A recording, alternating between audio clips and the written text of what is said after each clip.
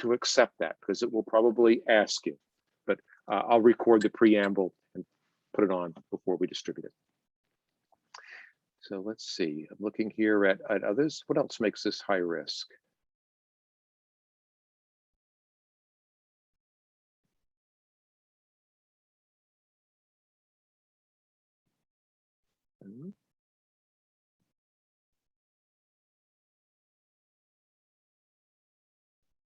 None of these are board issues. All should follow proper channels within the school.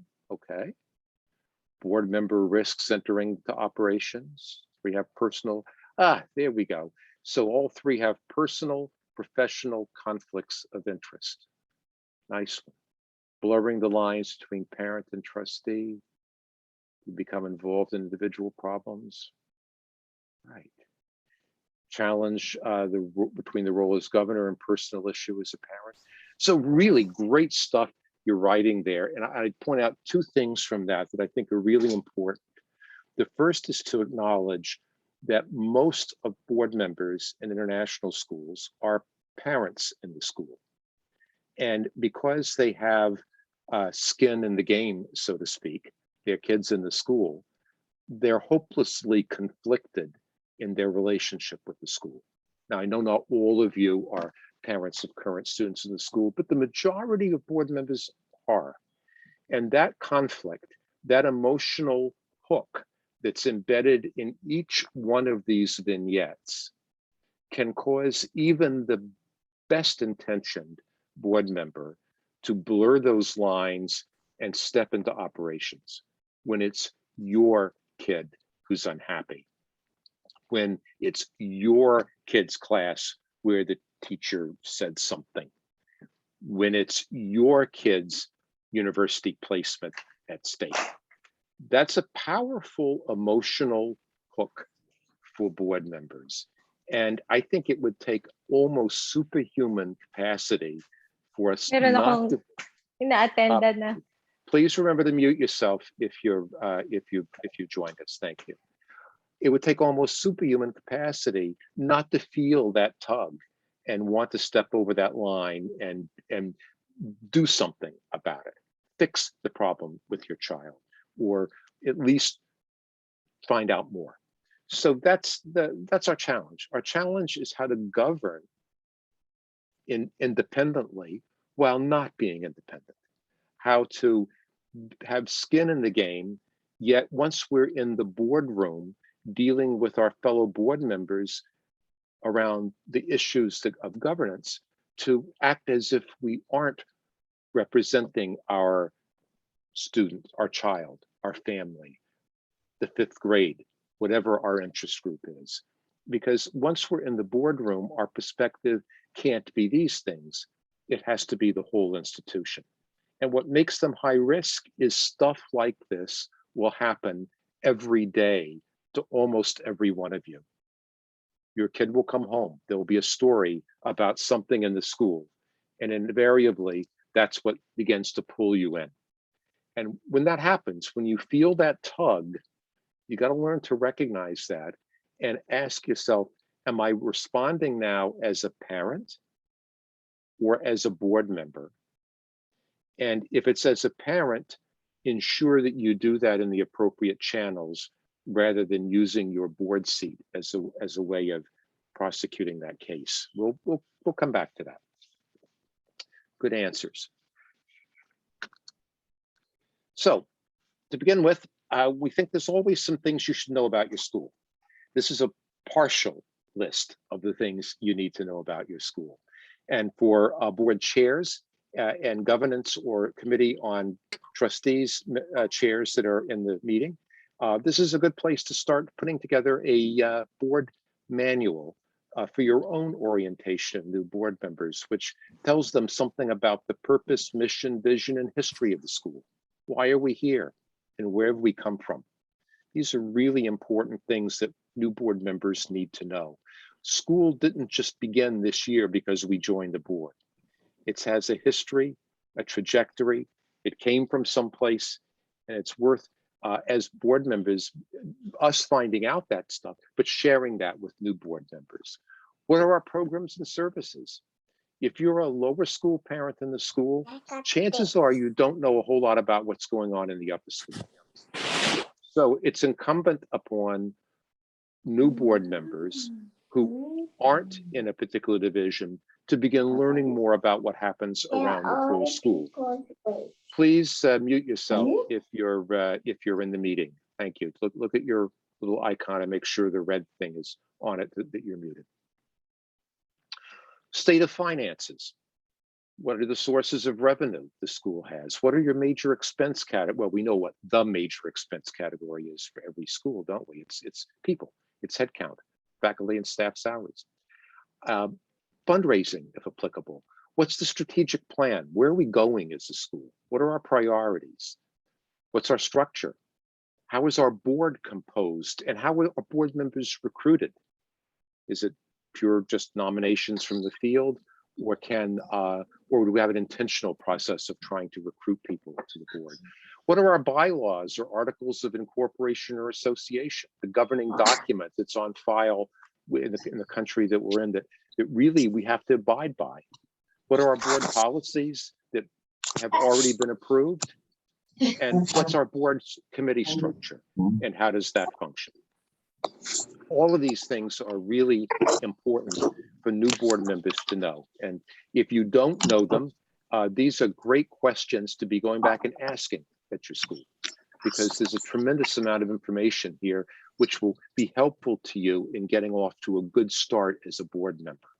And that's really critical, that you realize the school predates all of us. I'm a board member at a school in Los Angeles, California, the school that I've never.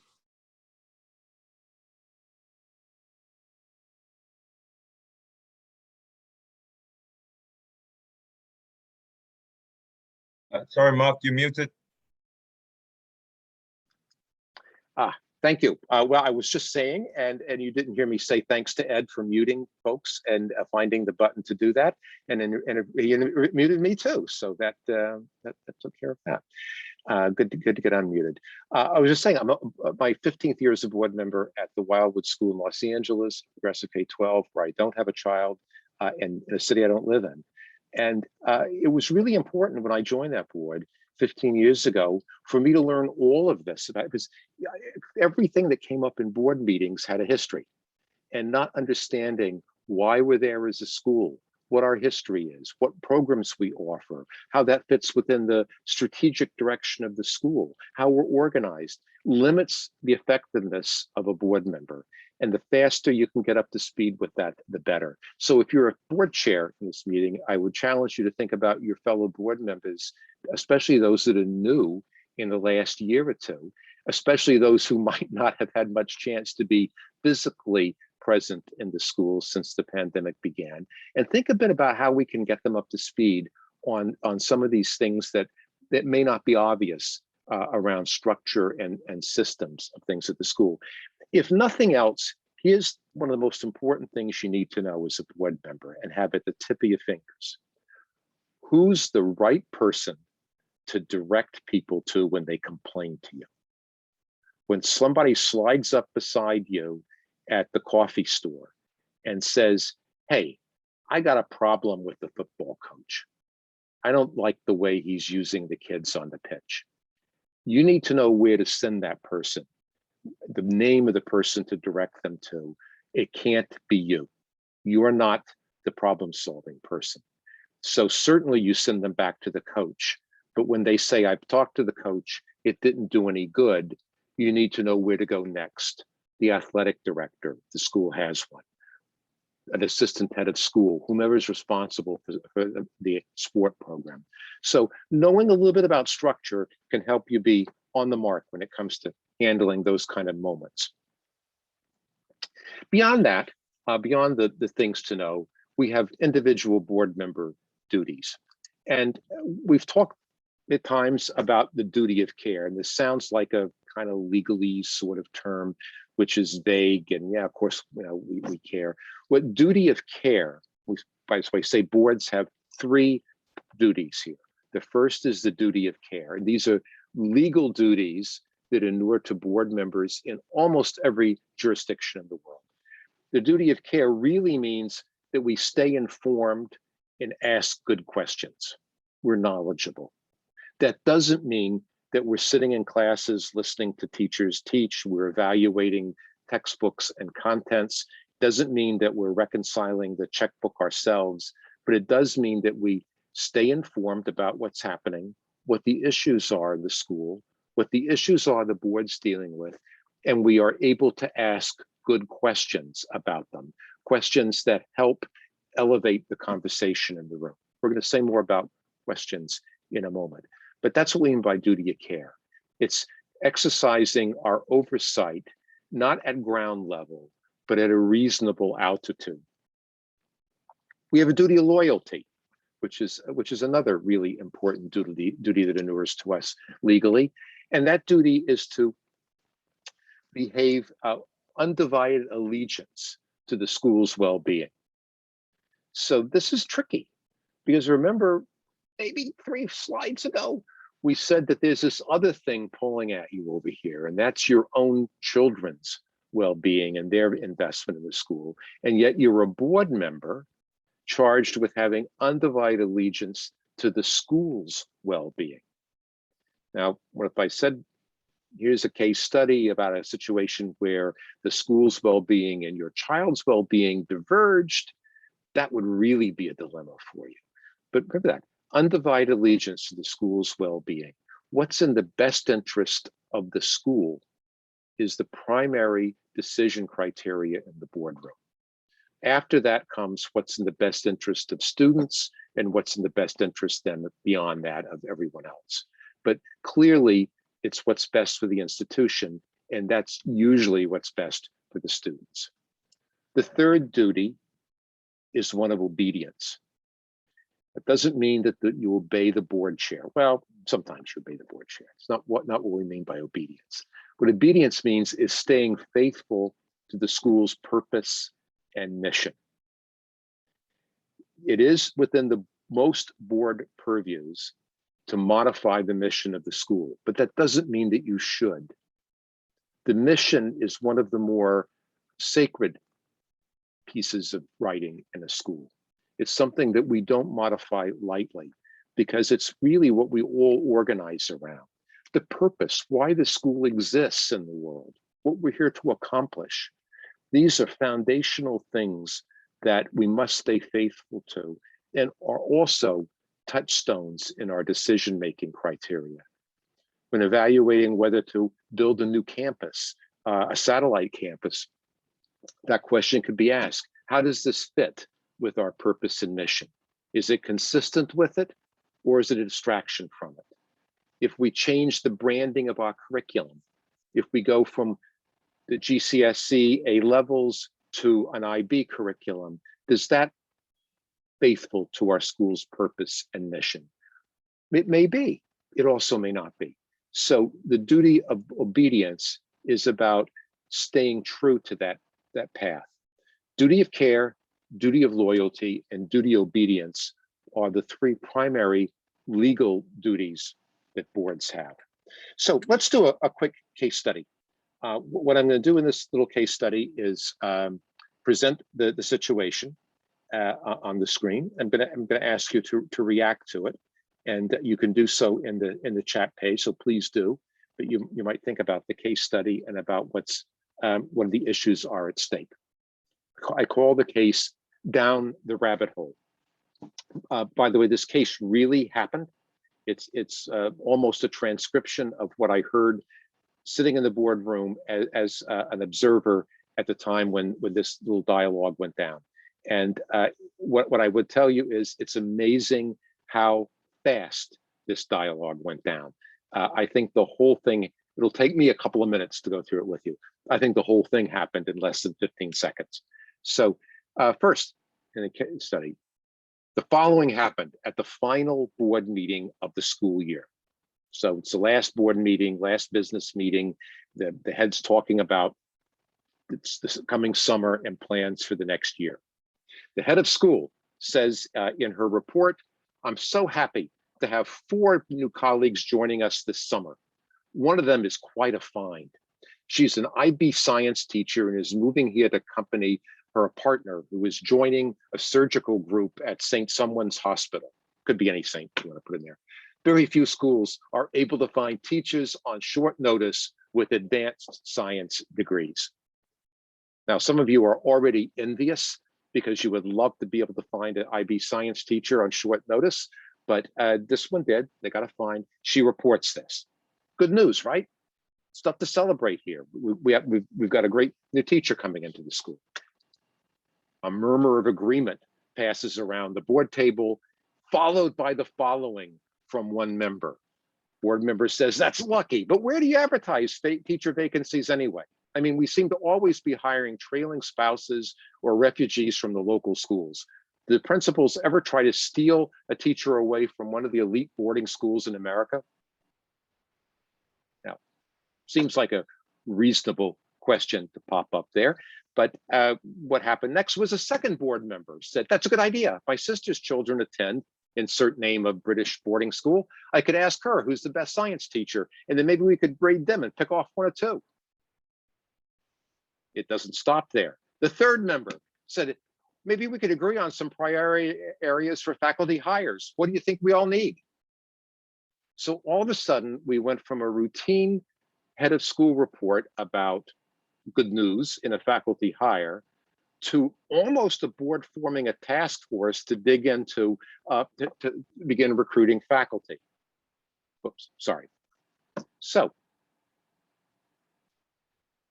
what's the board issue here? What's not? What? First of all, let's begin with in the chat. You can put in your comments. What went wrong here? What happened?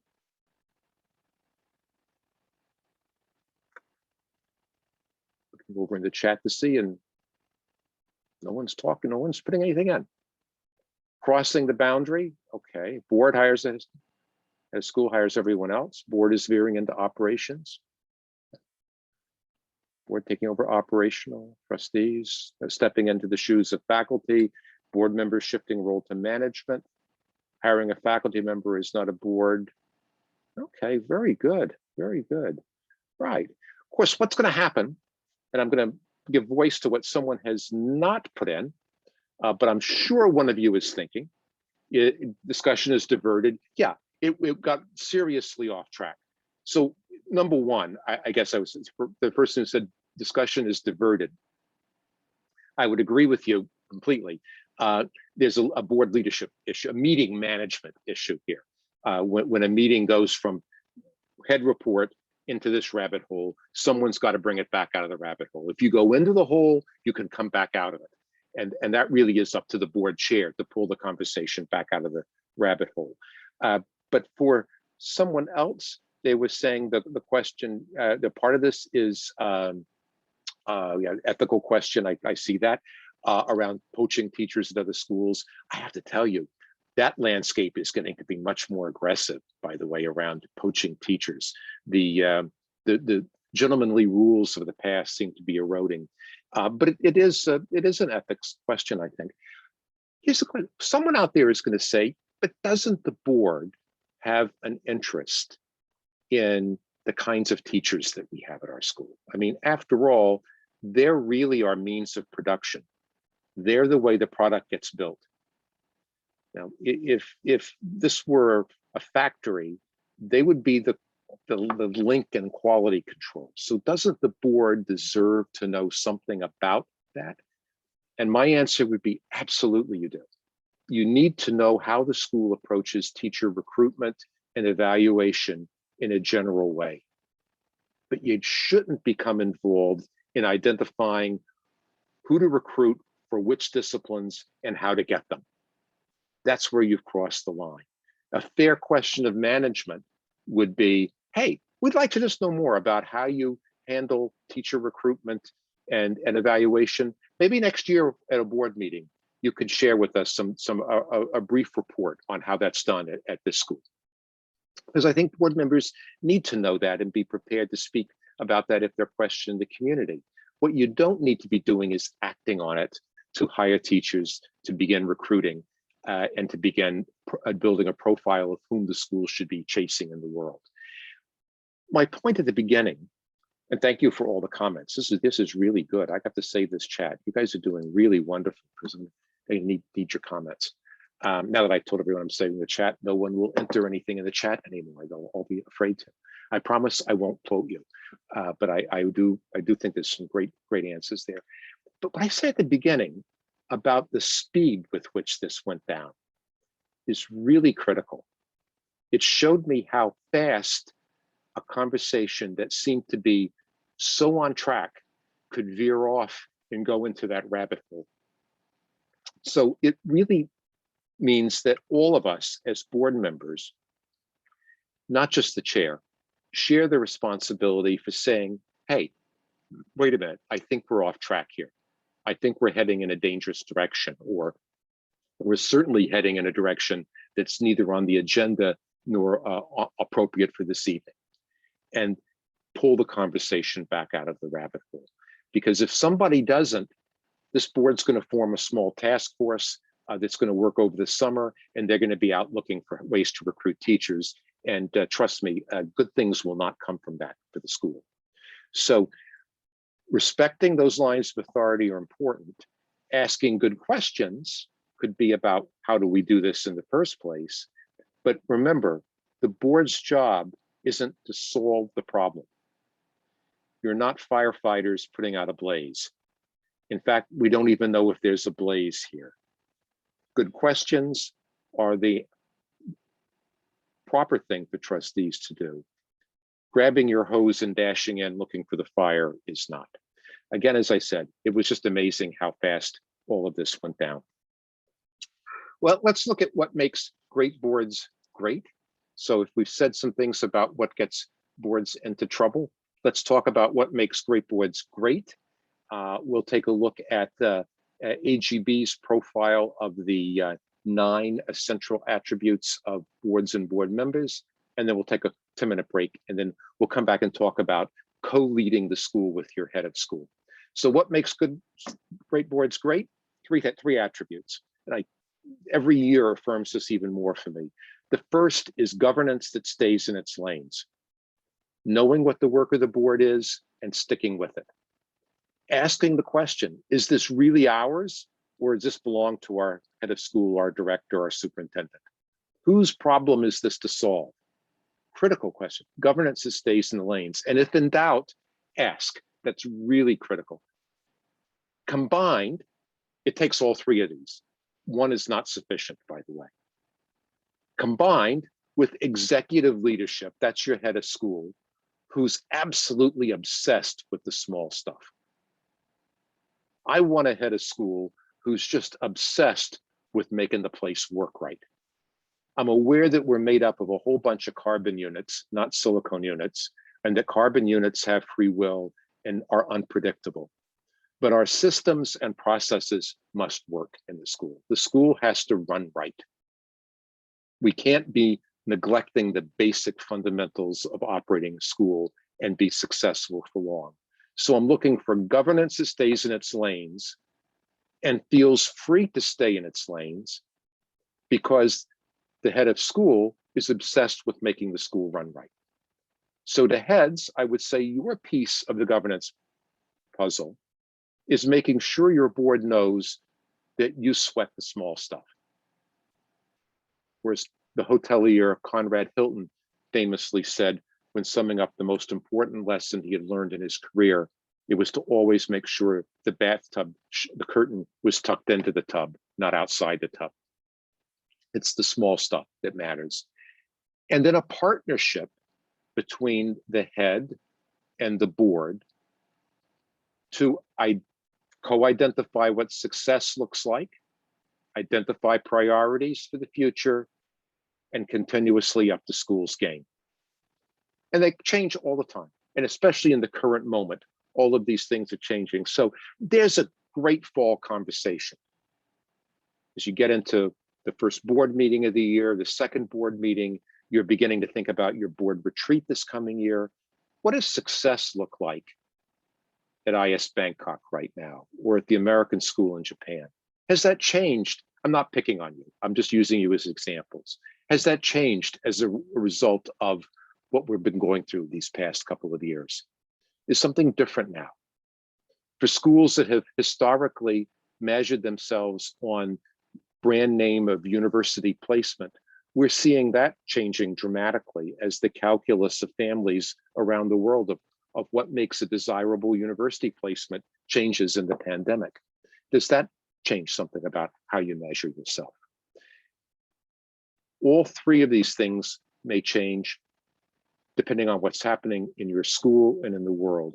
They're worth talking about periodically, and they really are interesting conversations. And that word back in number one about co-identifying what success looks like is important.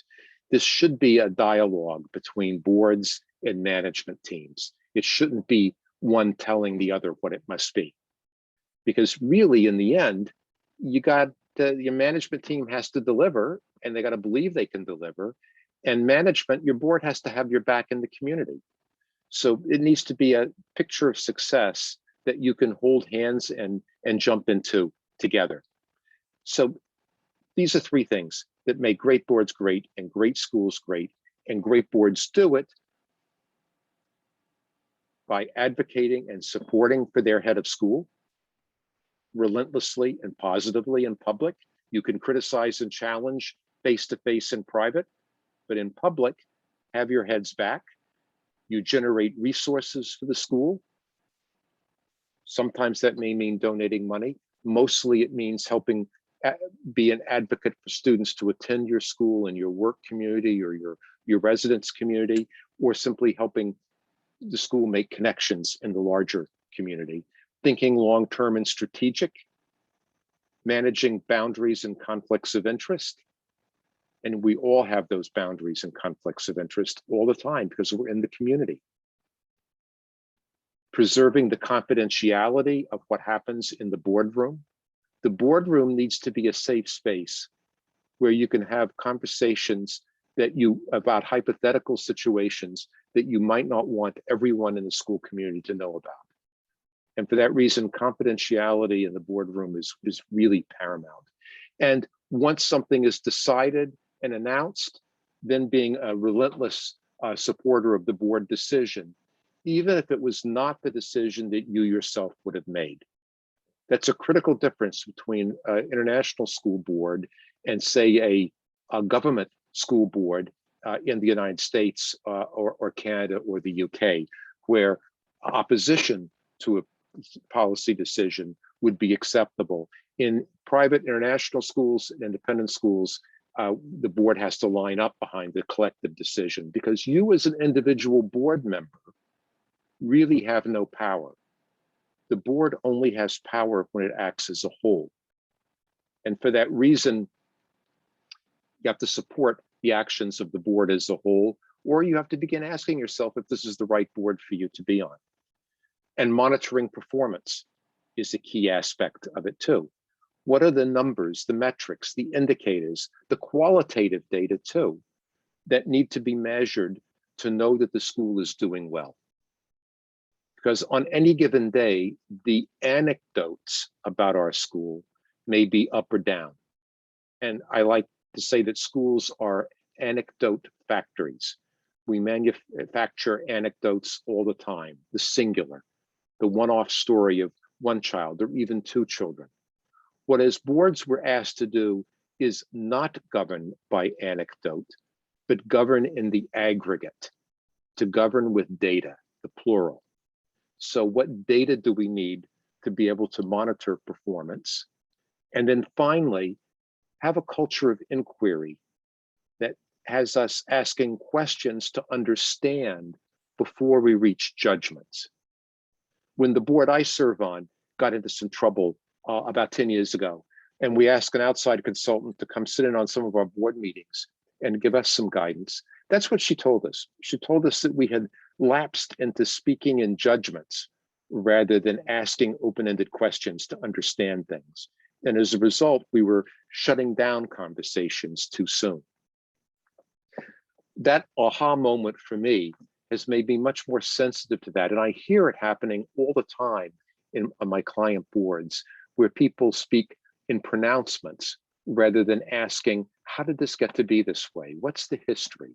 What's the back? What don't I understand about this? Rather than assuming upfront that they already understand enough to reach a conclusion. That's what we mean by the culture of inquiry. The Association of Governing Boards of Colleges and Universities has a rubric. I'm not going to go through this in torturous detail. I'm only going to highlight a couple of things. A rubric that they organize around 3 domains. They say boards should lead by example, understand governance, and think strategically. And this is the umbrella organization for some of the world's greatest university boards.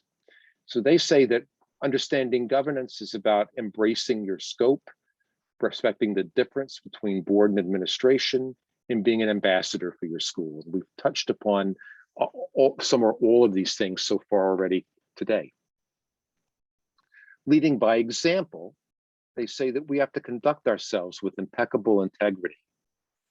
We have to be above reproach. We've given up the right to misbehave in public in the way that other parents might have. We can't be the parent who's bullying the teacher because we don't like our kid's grade. We have to lead with integrity. We have to think independently and act collectively. We can have our own say on the board, but once something's decided, we have to support the collective decision. We champion equity, inclusion, and belonging. And this one's becoming a bigger issue as our schools become ever more diverse.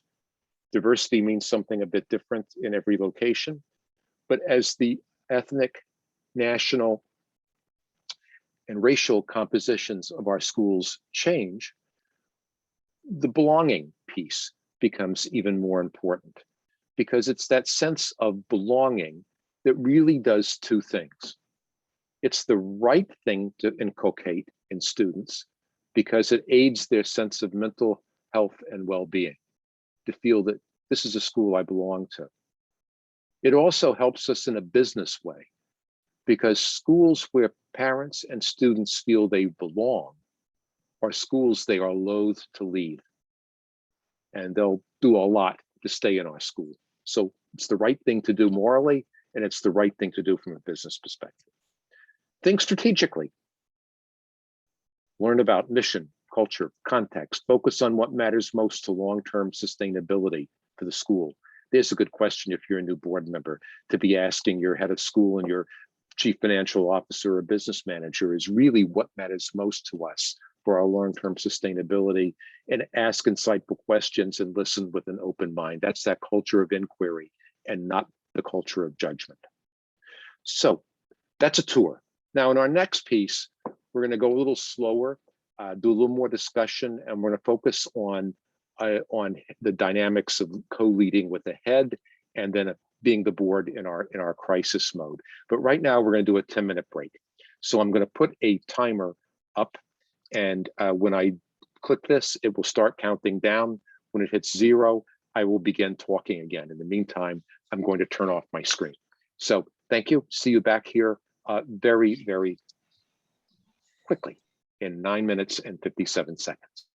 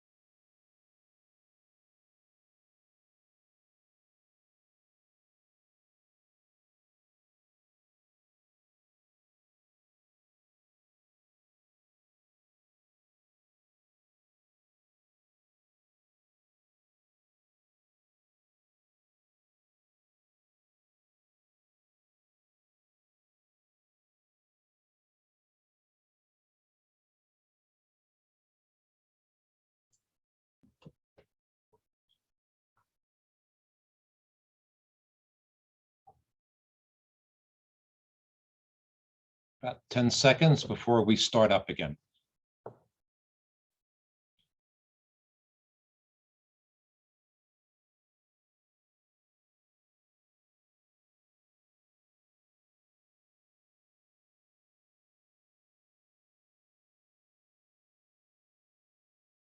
As you're making your way back, and I hope we're all back, that as I look through the list of who's here, I feel it's bittersweet. It's so great to see so many names I recognize and people I've really come to enjoy knowing and being with over the past few years. And then what's not so sweet about it is to realize that you're there, I'm here, and who knows when we'll be all be able to be together again. But that's glad we can see each other on Zoom, at least in the meantime. And I'm looking forward to a time when it can not be on Zoom. All right, our next piece is going to be a little exercise. It's a little diagram. Some of you have probably seen these if you've been to other governance workshops, but we're going to hit, wait, session, someone said I am muted. Are you hearing me? I'm not showing myself as muted. Okay, now, so, okay, thank you. Good. Oh, sorry about that. This little schematic is just a list of common stuff in schools. And the question is, whose responsibility is it to decide? Who decides? Is it the head's decision alone or with board input? Is it the board's decision alone or with head advice?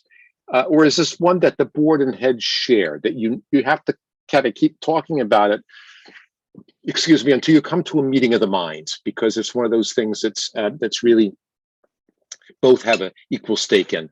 So let's take the first one, creating a new strategic plan. Schools have strategic plans. They may be detailed, they may be more skeletal, but having at least a sense of in what 4, 5, 6 directions we're going as a school in the next X number of years is a really important document for a school to have for a lot of reasons. So whose job is it to cook up the strategic plan? And where would you put it? Is it the heads, the boards, or is it shared? Shared. Tons and tons of shareds. Good. Yes, I would say shared, absolutely. I will go with you on that one completely. It is ultimately, in the end, the board's job to vote to adopt the strategic framework, because the strategy is, in addition to financing the school and selecting and hiring the head of school, strategy is one of the major board focal areas. But the idea of coming up with strategy really is shared. The creation of it is a shared adventure, because it's got to be something that makes educational sense. And most board members are not education professionals. I think Wildwood actually took them about 2 years after I got on the board to realize that I wasn't an education professional, even though I work at schools. I'm a psychologist, so different profession. And I have to realize I know something about schools, but I've not taken graduate level courses in pedagogical design. I don't do anything in pedagogical design. So I have to, for that, rely on our experts in the building about what makes good educational sense and about what's in the best interest of kids' learning and development. At the same time, as a board, we're responsible for sustaining the school and for ensuring the perpetuation of the school for future generations. So that really is the very essence of a shared exercise around strategy. Selecting a new IB mathematics teacher. Whose job's that? Head. Good. Right answer. Right, good. You're all hitting right answers. Super. There was a group not long ago where someone put in and said, well, you know, our parents are all anxious about the math program. It's always math or science or sport, isn't it? I don't think I've ever heard anyone come in and say, gee, the philosophy program isn't what I want it to be, or something like that. It's always math, science, or sport that gets people cranked up. And when they do, it should be a board input to that. Nope, that's head of school problem. The board hires one employee, that's the head of school. The head of school hires everybody else to make up a school, and IB mathematics teachers on that. Opening a satellite campus. So should we start a new elementary school in another part of town as a feeder? Board shared. Board shared. Good. Board. Good. Cool. Good. I'm liking the answers there. I'm going to come down on the side, Ed. I'm going to come down the side of the board on this one. I think this is really ultimately a board decision, but it's with head advice. This is one of those places where the board should not make the decision in a vacuum without considerable input from the head of school about the feasibility of having a second operation and the potential for a bandwidth suck on the main campus. And that issue has to be talked about. But in the end, this is a bet you're making about future success. And the board is the place where those bets get made, but with very, very generous advice from the head of school. Suspending a student.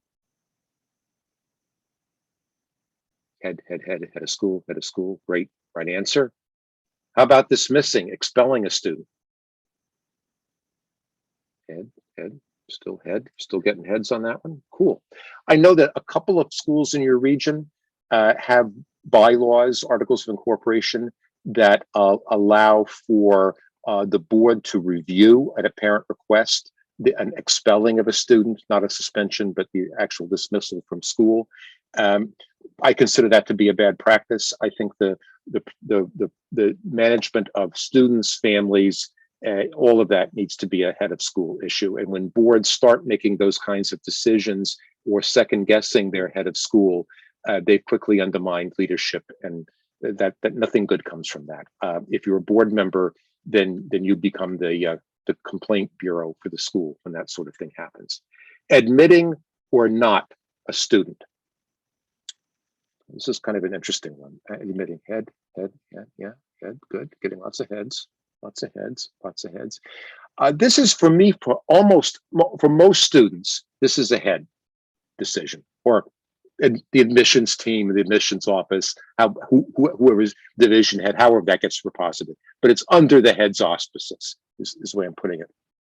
Here's the deal. In certain situations where there's likely, and in international schools, there could be many, there's potentially blowback to occur from this. Maybe the kid you're not admitting is the ambassador's kid.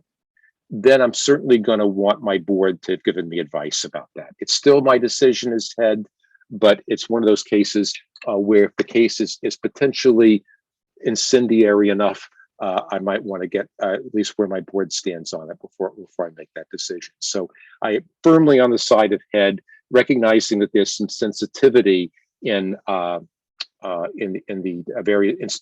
Same would be true for the handful of schools that have sponsoring religious organizations. If this is someone from there, special needs, and make sure that ability to support. Yeah, if it's a special needs issue, and certain schools feel an obligation to provide for that, you have to make sure you can. If you can't, you really shouldn't be in the business of taking that kid.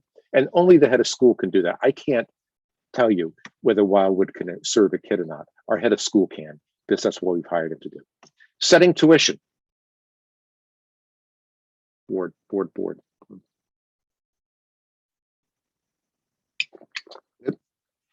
Lots of boards. Good group, smart group. I'm going to agree with you. See, you're agreeing with me. I guess that's why we're smart. Sorry, didn't mean that. But good group. Board, right? But this is one where I think the board needs to make that decision with a whole lot of input from the head of school. And you usually get that through the head of school's finance team, the CFO, or the business manager, because the head needs the resources to be able to operate the school. And the major resource most of our schools have is tuition. So in that number is really a lot of the capacity that the head of school is going to have to be successful at implementing the strategic plan and accomplishing other objectives. So yes, it is a board decision. I'm agreeing with all of you. Board with CFO guidelines. Yeah. Board with management guidelines is the way I put it. And management's input here is very heavy. Contracting for the annual audit. Most of our schools commission an outside audit, an audit firm to come in and do it. Board alone, need independent, yeah. No. CFO with board.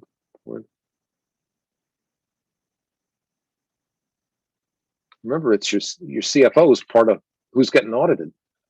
Board. Yeah, I'm going to come down on the side of board here, and I say that as the chair of the audit and risk committee at our school. We contract that with our auditors. We ask our CFO to help us solicit proposals when we rebid the audit every few years. But we do, it is a board function. You need the independence. The audit is the board's audit. Management is who's being audited in this case, their practices. So that audit needs to have that board only connection.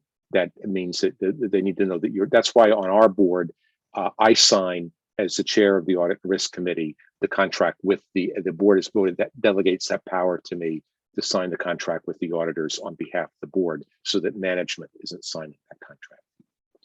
Really important distinction there to maintain that separation around audit. On the other hand, if you're contracting for the cafeteria food service, that's going to be a different story. That's going to fall on the business side of the schoolhouse. Good. Well, good questions. Wow. So that's going to make this next slide seem almost superfluous, but here it is. It's a little schematic that has been around the schools world forever. I really have seen this now attributed to so many different people that I've stopped attributing it to anybody. If you get the NAIS handbook, you'll find this in there in some form. I can't remember if Adele has it in hers for ECIS or not, but really it's a schematic representation of who decides. I recommend that board members print this out and put it inside their board handbook or their board notebook, because it's a really good tool to have to refer to when in doubt. And here's the really important thing. The most important words here by far are those two words, who decides. So the single thing that you can do to keep your board out of trouble most is when an issue is raised before the board, ask the question. If it's at all unclear, ask the question, whose decision is this? Is this our decision as a board? Is this our head's decision? Or is this one where we need to join hands on and we need to reach a shared decision?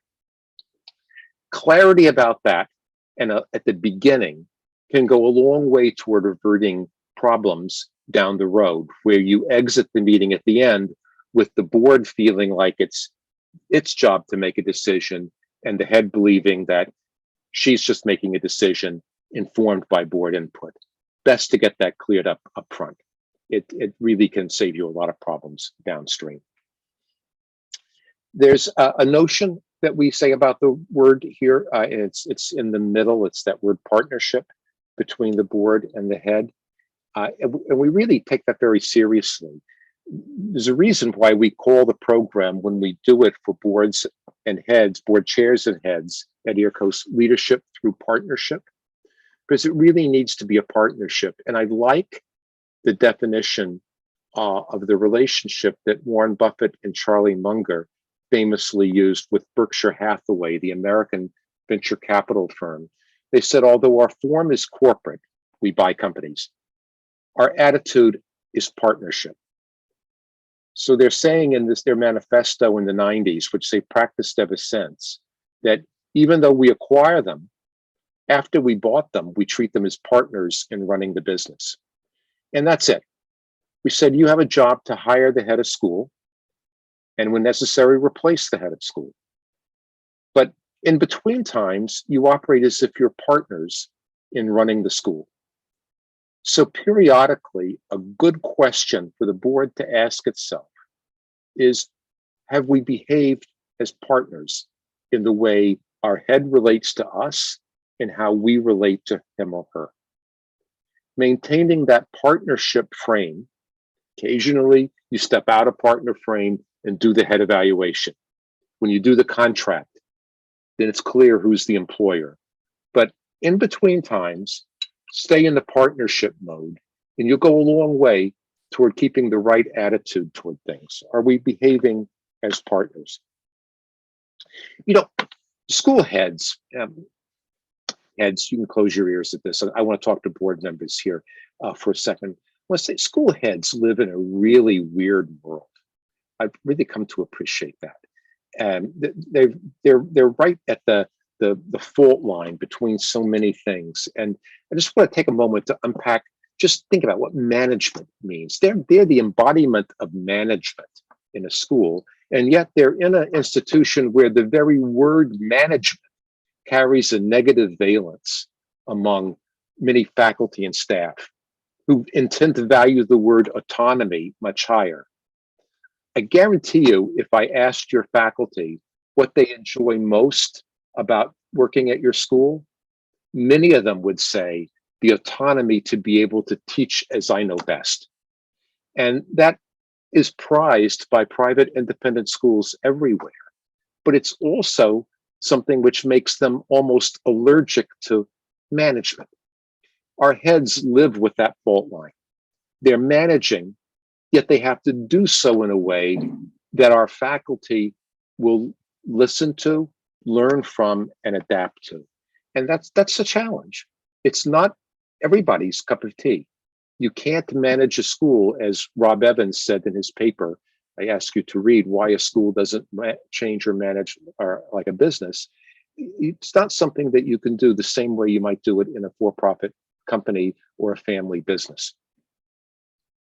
Teacher culture is egalitarian, collegial, and collectivist. Some would say even communistic at heart, but it's certainly more egalitarian than, say, Goldman Sachs or KPMG.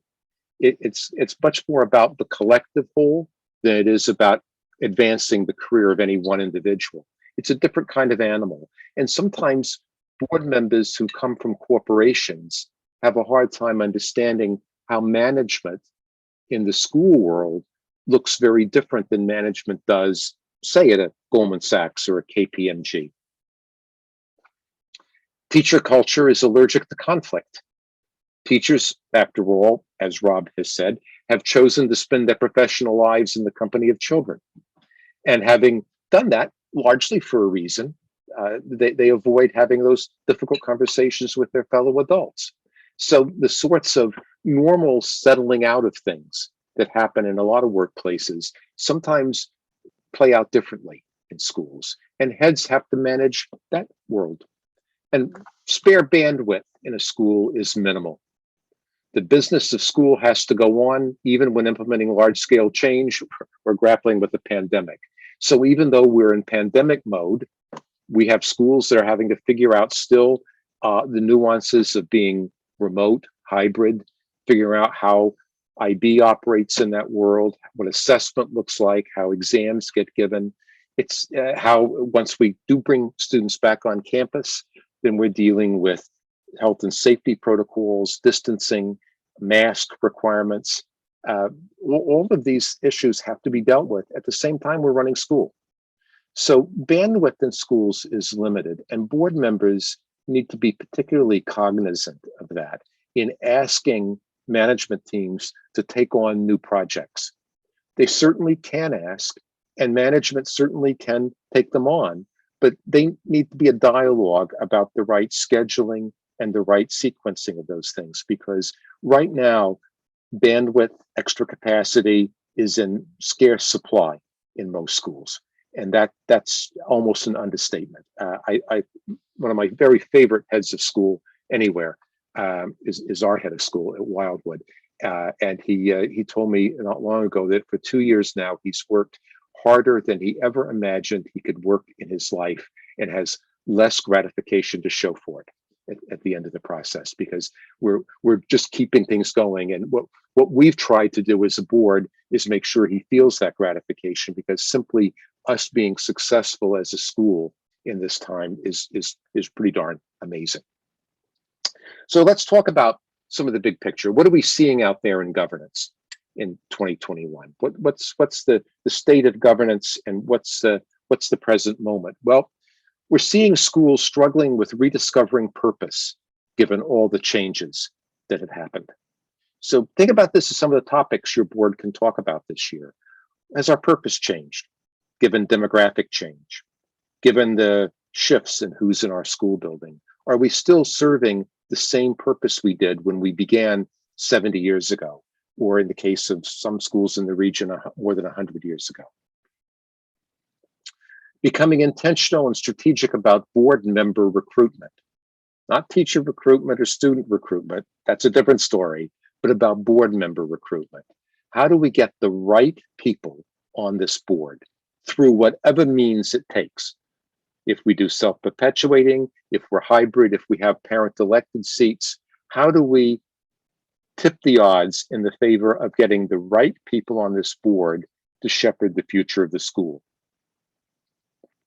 Getting oversight right, not too high, not too low. If we're balancing the checkbook ourselves, we've gotten too close. If we're ignoring the fact that there are finances, we've gotten too high. Finding the sweet spot about oversight, programmatically and financially, could be its own webinar. So I'm saying that to Ed to put on his list, that maybe sometime later this year we can get to that topic about what's the right altitude of oversight. Reappraising the risk appetite as the pandemic hopefully eventually wanes and we begin to get back to something that looks like a regular operation. Has our appetite for risk as a school changed, for taking on travel, other things which incur risk? Redefining the value proposition and what success looks like, if that's changed. It may not have, but I suspect for a great number of schools, there's factors that have changed. The value proposition changes around remote learning from in-person learning, but it's just as important. And the consistency of the product and the experience for students is just as vital. So what's our value proposition and what are our markers of institutional success in a world that seems to be as fluid as this one? And really, the pandemic is unlikely to be materially different through much of the school year. And then reestablishing priorities. What's important now? We knew what was important in 2019. What's important today? It may be the same things, it may be some different things. So this is what boards are talking about in 2021. And for heads of school, talking about this, for them, as they describe it, feels a bit like this scene. Love this drawing. This guy walking on a tightrope. As one head of school said, I just thought I figured out how to do this thing called headship, and then this happened. I just figured out how to walk on this tightrope, and then I get here and look at this knotted up thing I got to navigate around. So now that we're in that moment, how do we define what success looks like in a new age? I think in the spring of 2020, if you can remember way back then, I actually had a board chair in your region dig out an email I sent him back at the beginning of April 2020, when I suggested he and I have a conversation about something. And then of course, you know, the world changed and things got derailed.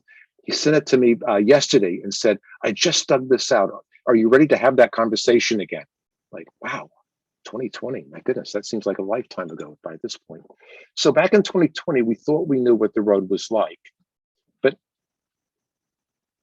last year, we thought it was going to get better. Now it's still here. Figuring out how to get through this ball of yarn is really the task ahead. What we're finding out about our executive leadership group, I'm saying this to board members because I'm really going someplace really specific with this for you, is that we're hearing about accelerating leadership turnover as long-serving heads depart, some in your region, some as a surprise that are leaving, some very, very well-known names. And when we talk to heads of school, they tell us everything has become high stakes. Every little issue becomes a potential flashpoint that can make for a very long day and a long week. And we're also hearing high levels of fatigue among school administrators as we enter the third school year of the COVID era. And that's tough. This is something that none of us signed up for. But what I think your leadership group needs to hear from you is some appreciation and gratitude for what they've been doing to keep the lights on and school going. So if you do nothing else as a result of the time you're spending with me, send a note to your head of school thanking them for what they're doing to keep the lights on, students educated, and school running. Now they have high risk moments too. So let's walk through that for a second. You remember the list of high risk moments for trustees? Well, we're going to do the same thing, except we're going to do high risk moments for heads of school. So same thing. We'll go through them in the chat room. Type what's the thing that makes this high risk for a head of school. So start going through these. There's 4 of them. The first, a veteran teacher, beloved of some parents and peers, who refuses to embrace a change initiative, or is retired in place, or is simply not a good teacher, or is prone to dramatics. What makes that a problem? This is the point where board members will often say, in my company, we just moved that person on. But in school, what makes this problematic?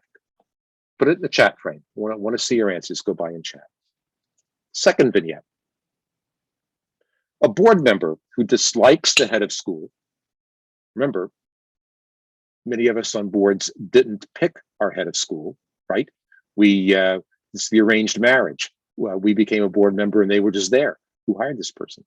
The board member who dislikes the head of school and so prefers to communicate with the CFO or the athletic director or the advancement director, sometimes probing them for their opinion of the head.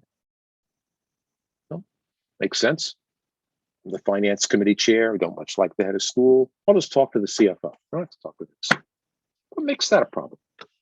What makes that high risk for the head of school? Third vignette, the parents with a large cadre of friends in the school who are increasingly unhappy with the sport program or math or science or all 3. See what I did? There it is. Again, math, science, sport. It's those 3 issues. Psychology program, no one ever gets. Okay, I'm looking over. Some heads as former teachers have difficulty having tough conversations on time before it escalates. You're the teacher, you change the fabric of the school. Many colleagues and parents feel aggrieved if it unsettles the school community. Yep. Fourth vignette. The staff member, teacher or otherwise, who says that it is his job to teach children, not handhold parents, and thus avoids engaging with demanding and difficult families. Can't tell you how often on a tour of a school, a head or a director has pointed to a teacher in a classroom and said, see, that's Joe. He is a rock star math teacher. He is great with students. I wish he could deal with parents. He simply doesn't know how to handle them, but he is amazing with students. Why is that a high risk moment at the school? Okay. Reputation management, third roles. 4 is tough. The school does need to have boundaries with parents, right? You do. Stakeholder satisfaction, fine line, yeah. Good. Difficult demanding parents can carry a lot of clout in the school community. Parent noise can be unsettling, yeah. All threaten community buy-in for change, yes. See, here's the deal. If you had waiting lists, a couple 300 kids long, you could afford to alienate some families. You could afford to have some unhappy people in. But most schools right now are needing to keep the kids they got and looking for a few more.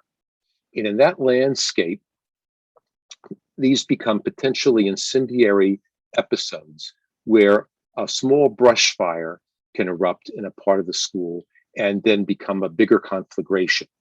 So the operative words in the vignettes are threaten staff morale. Yeah, and that becomes destabilizing then.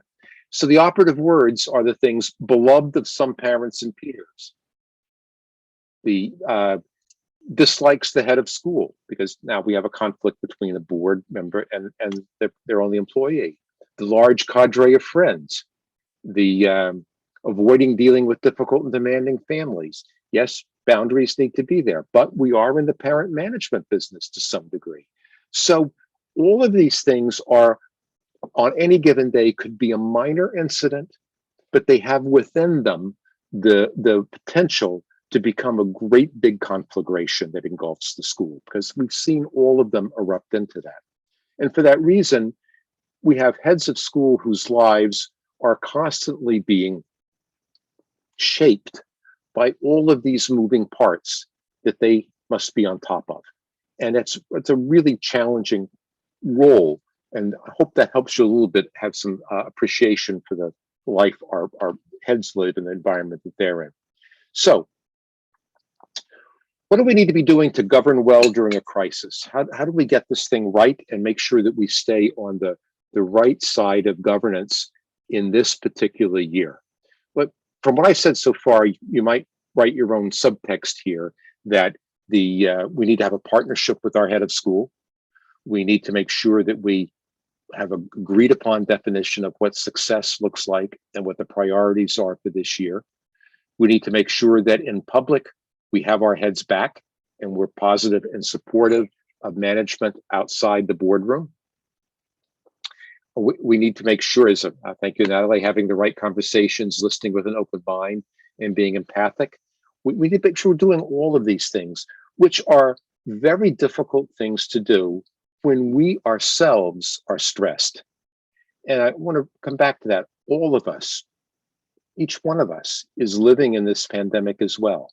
It's not just our heads who are stressed. It's not just our fellow parents. It's us too.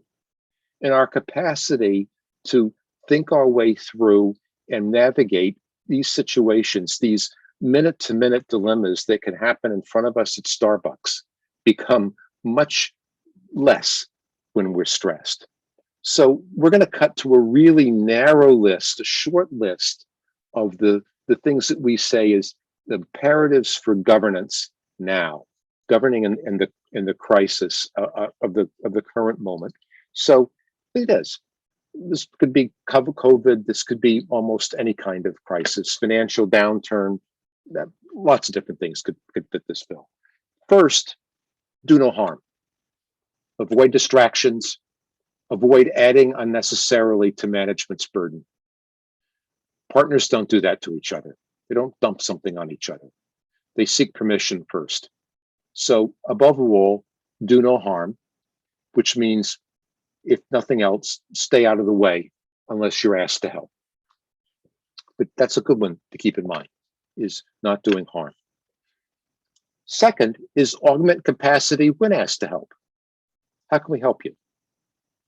When I get an email from our head of school about something that's going on, it could be something which is a small crisis, or it could be something about COVID.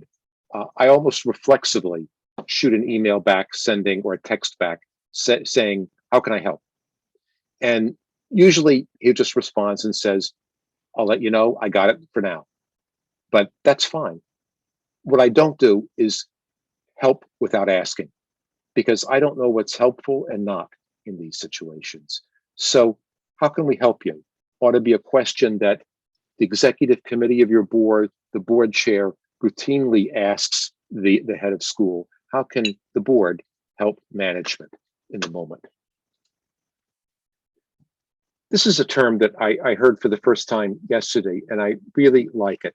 The need to be allies in calm with our head of school. And the idea goes like this, that if everyone else is anxious, we have to have our anxiety in private. And when we're in the school community, we need to be calm. Other people can be cranked up about something, but we have to ally with our head of school in being calming presences. We can't become part of the social media chattering mob. If we do that, we're feeding the fire. We're not helping extinguish the fire. So in schools, which are little anxiety factories anyway, in so many interesting psychodynamic ways, I think being a calming presence is exceptionally difficult, but it's imperative for us. And it's hard. We have to be an ally with our management team for calm, when everyone else around us is getting even more anxious. And finally, we need to frame our strategy for the future. Or in essence, the answer to the question, which we've been putting in front of our clients since the beginning of the pandemic, which is, how do we emerge stronger? Recognizing that what we've known, since about June of 2020, is that there won't come a moment where somebody blows a whistle, sounds the all clear alert, and we can emerge back into January 2020 as if nothing had happened. That's not going to happen. We're going to continue staggering through this. Vaccines, boosters, imperfect vaccines, uneven rollout, inadequate distribution, areas that are going to still shoot for COVID-0, others that are going to accept it as endemic disease. There's a lot to be sorted about this. It's going to take a while. So as we navigate through this, what will emerging stronger look like for our school? And I think that's one of the great virtues of being a private, independent institution, is it allows each of us to answer that question of what stronger looks like in a way that's unique to our location, our history, our purpose, and our mission. And that alone is worthy of its own board retreat. What would emerging stronger look like? And how do we do that? How do we get there?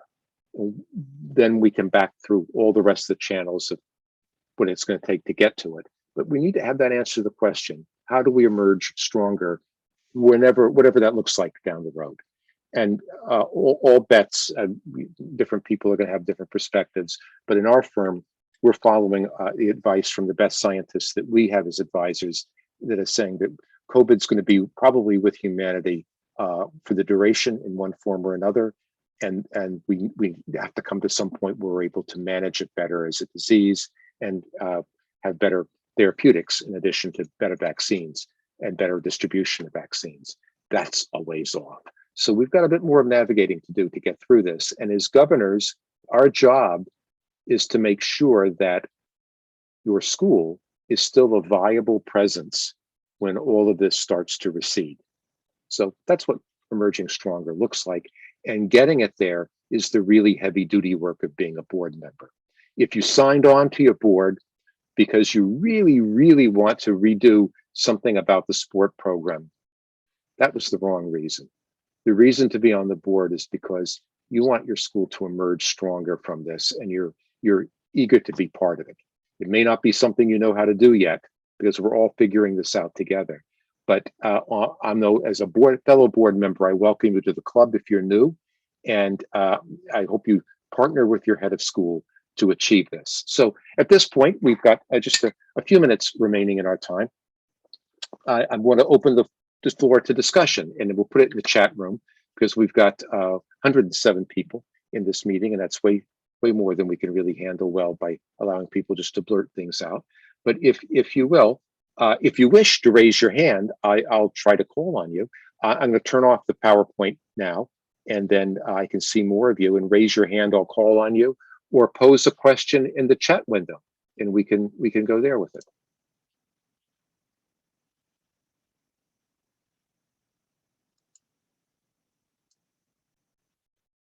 Anyone know?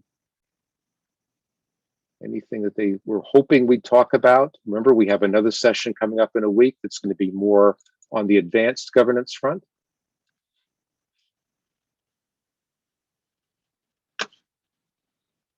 Seeing more, having some difficulty getting my stop share thing to work here.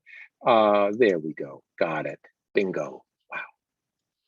It's amazing. Technology. After all this time, we thought we'd figure out how to work Zoom, right? It's one of those things. Acquired taste. So there were some questions, and I want to flip over here and make sure I've got them. Close that. There we go. Someone said we seeing more turnover. Oh yeah, I don't know what you're seeing in your school, but we're kind of keeping an informal score we're seeing a lot of turnover in administration. Faculty, we're hearing less reports, but administrators, I'm starting to see it. I think this is just a fatigue effect. If people were close to retirement, this moves it up, and if they weren't, the quarantines, the difficulties, year 3 of a school year disrupted. I think that's weighing heavy on administration. My suspicion is we may see it after this year in teachers if summer of 2022 looks as uncertain as 2021 did. How do we help board members have a culture of inquiry rather than judgment? Great question. Super one. That could be its own webinar, and I like that. I think that's if I could go with that to the point, it's really a board leadership job. That's a board chair or other board members to ensure the conversation stays there, because I think it has to be member to member saying, well, wait a minute, if what we're shooting for is a culture of inquiry, let's see if we can get there before we reach conclusions. That sounds like a judgment to me. I think that's something that can't come from heads of school. That has to come from board members to board members. Oh,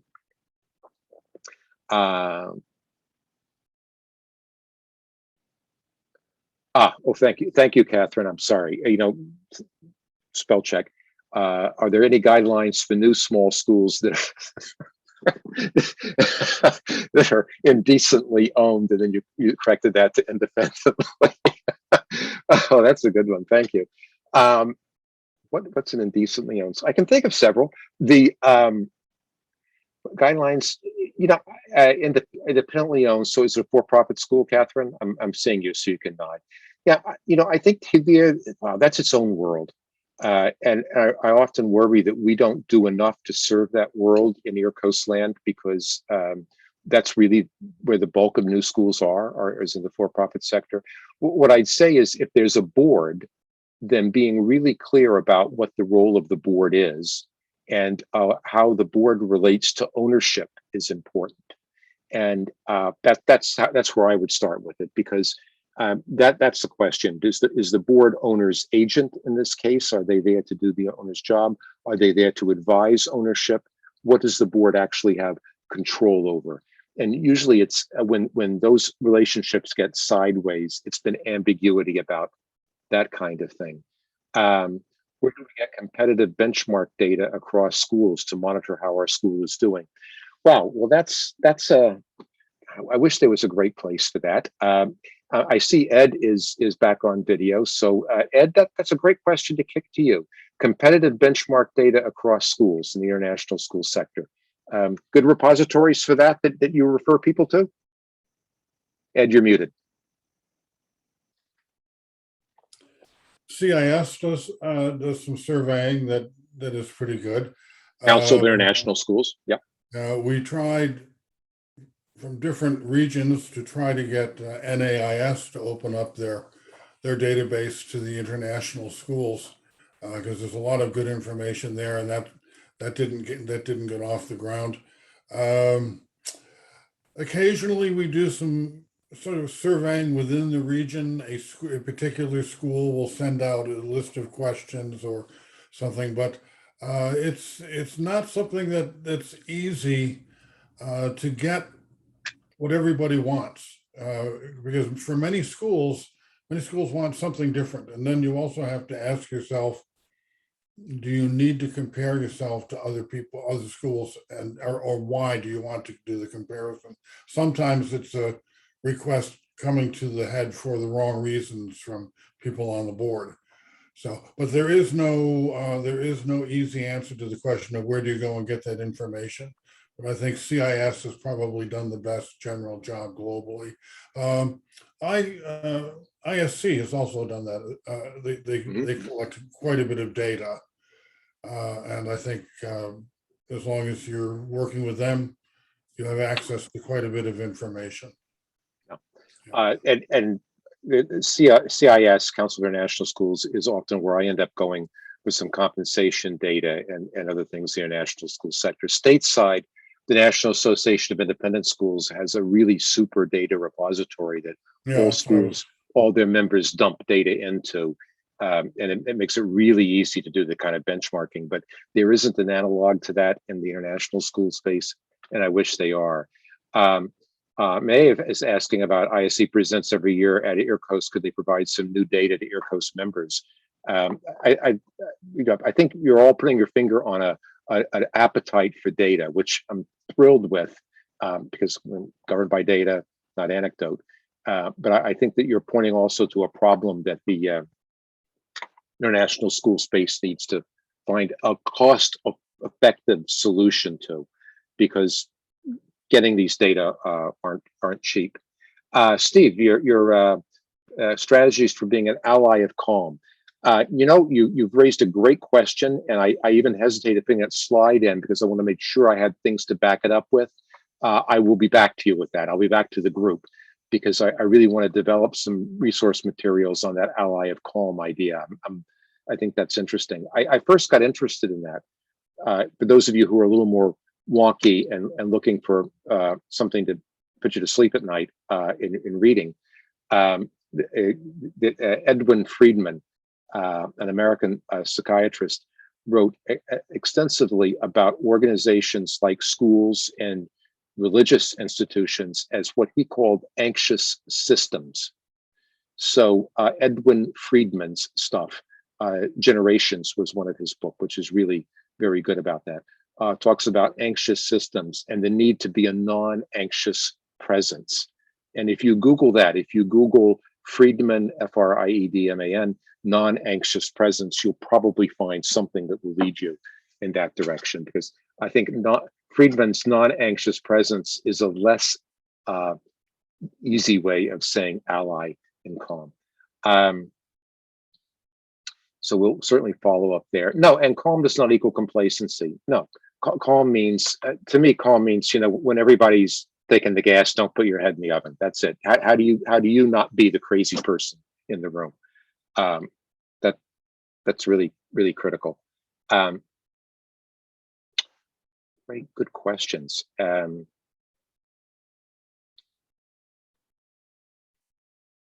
Great stuff. And I'm really struck by how much about data there is in here. I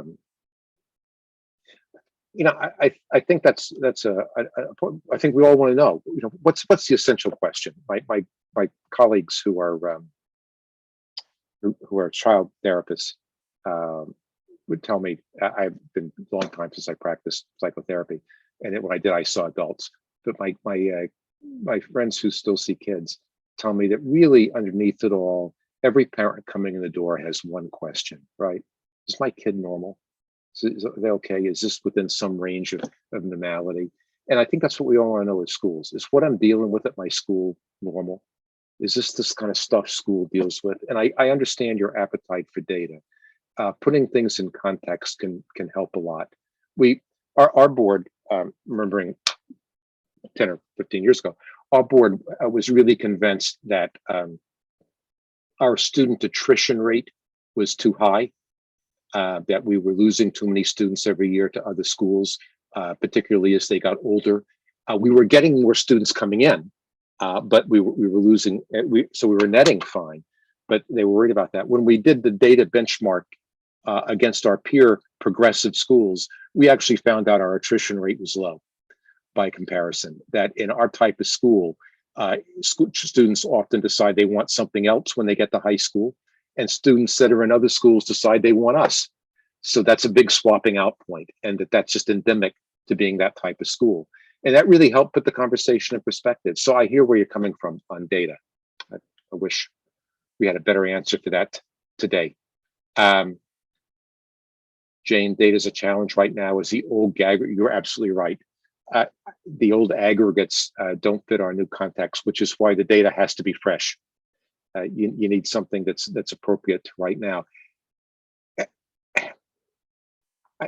This sounds kind of dramatic, and if you talk to a year and a half ago, 16 months ago, if you'd said, "Gee, Mark, that you're being," I would say, "Yeah, I probably am being dramatic."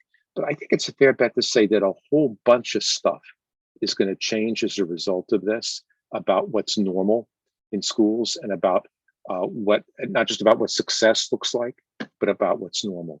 And that really is going to be the tee up to our session 1 week from now. So Abby will be with us then, and I look forward to seeing you back next Saturday morning. So on that note, I'll turn it back over to Ed.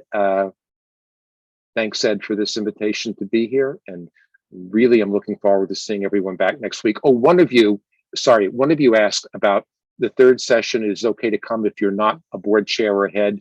Sure, you can come. Just realize that dialogue is going to be heavily focused on board chairs and head. But if you're a board member, you never know. You might end up being board chair one day. Mark, thank you very much. This was very enlightening. It was really it was new, even though the topic is something that we often look at. It was itself refreshed and really good to keep people thinking. So we thank you for that. That was the goal, I think. And for all of you who gave up your Saturday morning, fantastic. Thank you so much. From EARCOS, I just want to send one message that during the coming months, if there's anything that you can think of, if there's one thing EARCOS can do to help you with your challenges and with your schools, please drop me a note. We'll do whatever we can to get the right speakers, the right presentations, or the right whatnots in front of you. That's our purpose. And just let us know when you say, well, can somebody help with this? The data question, I think, is important. It's an enormous task to maintain data across so many schools and all that, but it's certainly something maybe we should start thinking about doing more of. But in the meanwhile, have a great weekend, and thank you so much for your time. And Mark, thank you. Thank you. See you in a week. Bye, everybody.